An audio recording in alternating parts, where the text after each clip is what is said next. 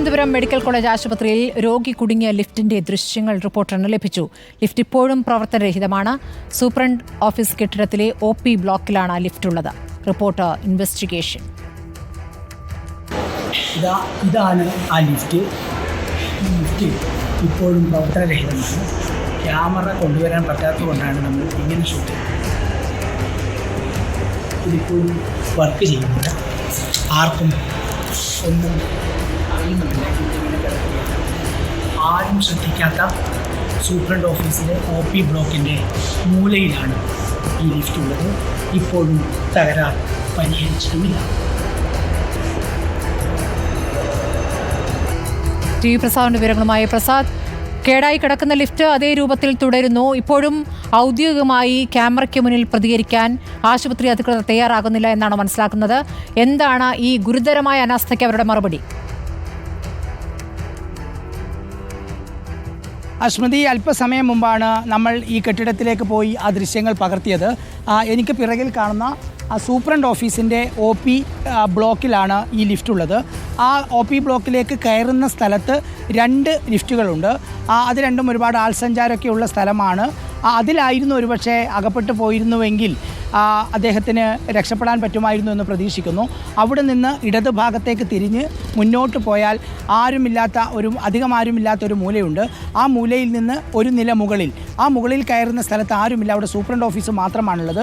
ഒരുപക്ഷെ ഇന്നലെ അവധിയാണല്ലോ. ഇന്നലെ അവധി ആയതുകൊണ്ടും 2ാം ശനിയാഴ്ച ഒരുപക്ഷെ ഓഫീസിൽ ആളില്ലാത്തത് കൊണ്ടുമാകാം ആരും ശ്രദ്ധിക്കാതെ പോയത്. ഇപ്പോഴും നമ്മൾ പോകുന്ന സമയത്തും ആരുമില്ല.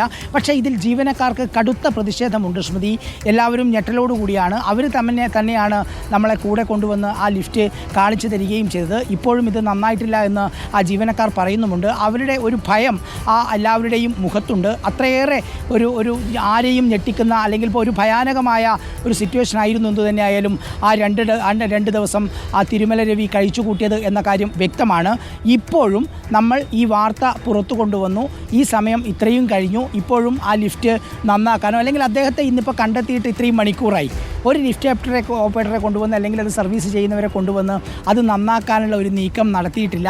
അവിടെ ആ ലിഫ്റ്റ് ഇപ്പോൾ കണ്ടാൽ അവിടെ അങ്ങനെ ഒരു സംഭവം നടന്ന ലാഞ്ചനയേ ഇല്ല എന്നുള്ളതാണ് അതിലേറ്റവും ഗൗരവമായ കാര്യം. ഗുരുതരമായ അനാസ്ഥയാണ്. വാർത്ത നമ്മൾ 11 മണിക്കാണ് പുറത്തു കൊണ്ടുവന്നത്. തിരുമല രവി എന്ന് പറയുന്ന CPIയുടെ ലോക്കൽ സെക്രട്ടറിയായ ഒരു മനുഷ്യൻ ശനിയാഴ്ച ചികിത്സ തേടി ആശുപത്രിയിലെത്തുന്നു. എക്സ്റേ ആവശ്യത്തിന് വേണ്ടി ലിഫ്റ്റിലേക്ക് കയറുന്നു. ലിഫ്റ്റ് പൊട്ടി വീഴുന്നു. അതിൻ്റെ കൂട്ടത്തിൽ കയ്യിലുണ്ടായിരുന്ന മൊബൈൽ ഫോണും വീണ് പൊളിയുന്നു.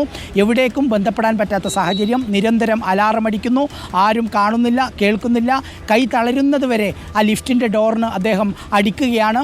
ആരും ആ ഭാഗത്തേക്ക് വരുന്നില്ല. ഏറ്റവും ഒടുവിൽ ആ പരതി വീട്ടുകാർ ഒടുവിൽ ഇന്നലെ രാത്രി മെഡിക്കൽ കോളേജ് പോലീസ് സ്റ്റേഷനിൽ പരാതിയുമെത്തി.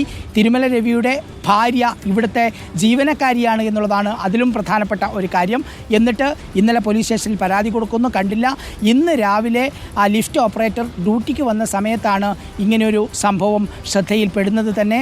അതിഭീകരമായ 2 ദിവസങ്ങളിലൂടെയാണ് കടന്നുപോയതെന്ന് തിരുമല രവി പറയുകയാണ്. ക്യാമറയിൽ പറഞ്ഞതും അല്ലാത്തതുമായ ഒരുപാട് കാര്യങ്ങൾ നമ്മളെ ഞെട്ടിക്കുന്നതാണ്. സമീപകാലത്തൊന്നും കേരളത്തിലില്ലാത്ത അത്ര വലിയ ദുരനുഭവമാണ് ഈ രവിക്കുണ്ടായത്. താൻ ഭാഗ്യം കൊണ്ടാണ് ജീവനും കൊണ്ട് രക്ഷപ്പെട്ടത് എന്നാണ് രവി നമ്മളോട് വിശദീകരിച്ചത്. ശ്രുതി.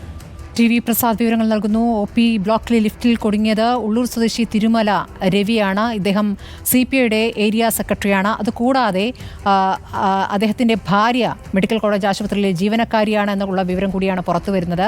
പ്രസാദ്, ഇക്കാര്യത്തിൽ ഈ മെഡിക്കൽ കോളേജ് ആശുപത്രിയിലെ അനാസ്ഥയുടെ ഏറ്റവും ഒടുവിലത്തെ ഉദാഹരണമാണ്. അതിൽ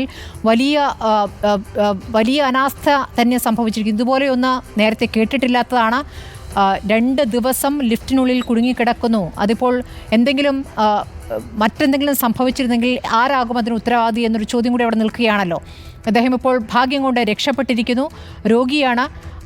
അതിനുശേഷമാണ് ഡോക്ടറെ കാണാൻ വേണ്ടി വന്നതാണ്. എന്നിട്ടാണ് ഈ ലിഫ്റ്റിൽ കുടുങ്ങിയത്. അലാം അടിച്ചിട്ടും അങ്ങോട്ടേക്ക് ആരും തിരിഞ്ഞു നോക്കിയില്ല എന്നുള്ള വിവരമടക്കം പുറത്തു വരികയാണ്. നമുക്ക് കൂടുതൽ പ്രതികരണങ്ങൾ കിട്ടാൻ എന്താണ് സാധ്യത, പ്രസാദ്?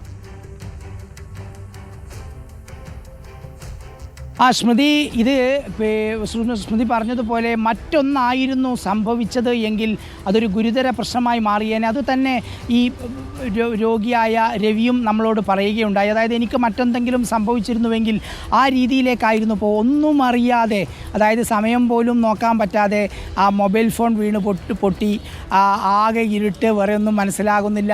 അങ്ങനെ രീതിയിൽ 2 ദിവസം കഴിച്ചു കൂട്ടേണ്ടി വന്നു. 2 രാത്രി ആണ് സ്മൃതി. ആ 2 രാത്രി കടക്കുക എന്ന് പറഞ്ഞാൽ ഏകദേശം ഇന്ന് രാവിലെയോട് അടുക്കുമ്പോൾ ശനിയാഴ്ച ഉച്ചക്ക് 12 മണിക്ക് അതിലേക്ക് കയറുന്നു. ഇന്ന് രാവിലെ ഏകദേശം 8 മണി 9 മണി സമയത്താണ് കാണുന്നത്. ഏതാണ്ട് ഒരു 10-44 മണിക്കൂറാണ് ആ ലിഫ്റ്റിനകത്ത് അദ്ദേഹം കുടുങ്ങിപ്പോയത് എന്നതാണ്. ഇതിൽ പ്രതികരണം ഇതുവരെയും വന്നിട്ടില്ല. അതിൽ കൂടുതൽ നമുക്ക് പ്രതികരണങ്ങൾ എടുക്കേണ്ടതുണ്ട്. മന്ത്രിയുടേതുൾപ്പെടെയുള്ള പ്രതികരണങ്ങൾ തേടേണ്ടതുണ്ട്. എന്താണ് പറയാനുള്ളത് എന്നത് സംബന്ധിച്ച് ചെറിയ അശ്രദ്ധ മാത്രമല്ല സ്മൃതി നമ്മുടെ ആരോഗ്യരംഗത്ത് സംഭവിക്കുന്നത്. ഓരോ ദിവസവും നമ്മൾ കേൾക്കുന്നത് മെഡിക്കൽ നെഗ്ലിജൻസിൻ്റെ പല വാർത്തകളാണെങ്കിൽ ഇവിടുത്തെ തിരുവനന്തപുരം മെഡിക്കൽ കോളേജ് ആശുപത്രിയിലെ ആശുപത്രി നടത്തിപ്പുമായി ബന്ധപ്പെട്ടുള്ള ഒരു ഗുരുതരമായ വീഴ്ചയാണ് നമ്മൾ കണ്ടത്. ഒരുപക്ഷെ ആ മനുഷ്യന് മറ്റൊന്നും സംഭവിക്കാത്തത് നമ്മുടെ എല്ലാവരുടെയും ഭാഗ്യം. അങ്ങനെ ആയിരുന്നുവെങ്കിൽ ഒരുപക്ഷെ പല തലങ്ങളിലേക്ക് ഇത് പോകുമായിരുന്നു എന്ന കാര്യം വ്യക്തമാണ്. ഇപ്പോഴും അയാൾ മെഡിക്കൽ കോളേജ് ആശുപത്രിയിൽ പ്രവേശിപ്പിച്ചിരിക്കുകയാണ്. നടുവേദനയായിട്ടാണ് ഇവിടെ വന്നത്. ഇവിടുത്തെ ജീവനക്കാർക്കും എല്ലാവർക്കും ഈ സംഭവം അറിയാം. ഇന്ന് രാവിലെ വന്ന സമയത്ത് ജീവനക്കാർക്കറിയാം. അവർ തന്നെയാണ് ലിഫ്റ്റ് നമുക്ക് കാണിച്ചു തരികയും ചെയ്തത്. എന്തായാലും സമീപകാലത്തൊന്നുമില്ലാത്ത, കേട്ടുകേൾവിയില്ലാത്ത ഒരു സംഭവം തന്നെയാണ് തിരുവനന്തപുരം മെഡിക്കൽ കോളേജ് ആശുപത്രിയിൽ സംഭവിച്ചത്. ശരി, കൂടുതൽ പ്രതികരണങ്ങൾ കിട്ടേണ്ടതുകൊണ്ട് അതിനുശേഷം ഈ വാർത്തയിലേക്ക് തന്നെ നമ്മൾ എത്തും. അച്ഛൻ്റെയും മകൻ്റെയും, ഈ ലിഫ്റ്റിൽ കുടുങ്ങിയ വ്യക്തിയുടെയും അദ്ദേഹത്തിൻ്റെ മകൻ്റെയും പ്രതികരണമാണ് നിലവിൽ ലഭ്യമായിരിക്കുന്നത്.